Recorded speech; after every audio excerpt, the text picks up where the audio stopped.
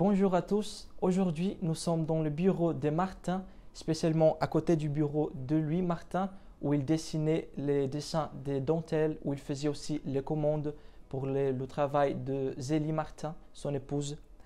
Et aujourd'hui nous parlerons du jeûne, cette réalité que nous vivons dans notre foi chrétienne, mais qui est parfois un peu obscure, que nous ne comprenons pas très bien, que nous ne savons pas ce que ça va dire.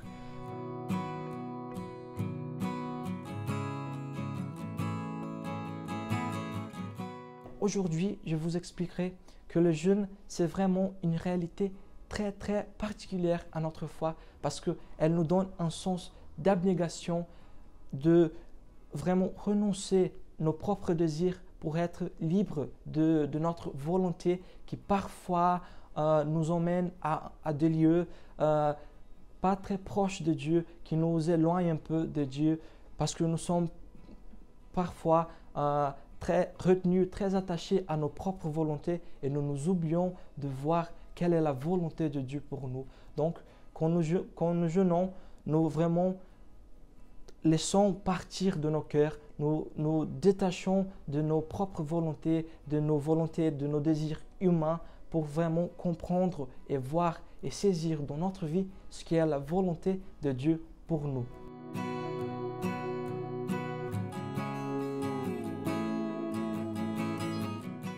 Dans la vie de la famille Martin, nous voyons Louis qui était très assidu à la pratique du jeûne. Donc, même s'ils recevaient des visites, même s'ils avaient des invités qui venaient manger chez eux, ils restaient toujours fidèles à cette pratique et il restait fidèle jusqu'au bout de sa vie. Donc, il jeûnait toujours. Il avait une force très grande, une force pour jeûner, pour continuer dans ce chemin d'abnégation de soi-même pour atteindre ce qui est le but du jeûne, se rapprocher de Dieu par la prière, par nos efforts, par nos abnégations.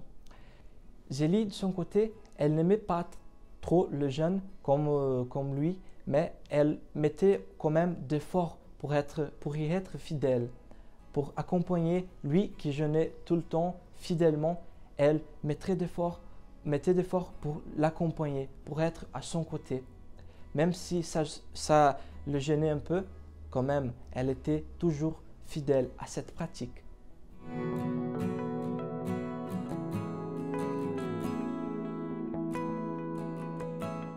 Pour notre vie d'aujourd'hui, nous pouvons aussi vivre cette réalité du jeûne comme eux, ils vivaient à leur époque, en choisissant vraiment une journée de notre semaine dans le carême, peut-être le vendredi, la journée la plus appropriée, pour faire sauter un repas et pour offrir ça à Dieu, pour offrir ce sacrifice à Dieu pour qu'il vienne à nous, pour qu'il nous aide à le rencontrer dans les petites choses de notre quotidien, de notre journée, de nos jours, pour le rencontrer dans les moindres choses.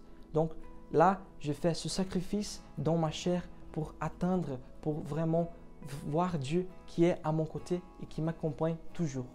Le plus important dans cette réalité, c'est de renoncer à nos propres volontés pour rencontrer Dieu et pour être plus proche de lui, en renonçant chacun de nos désirs qui ne nous emmènent pas à lui.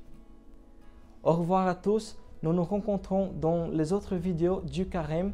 À très bientôt.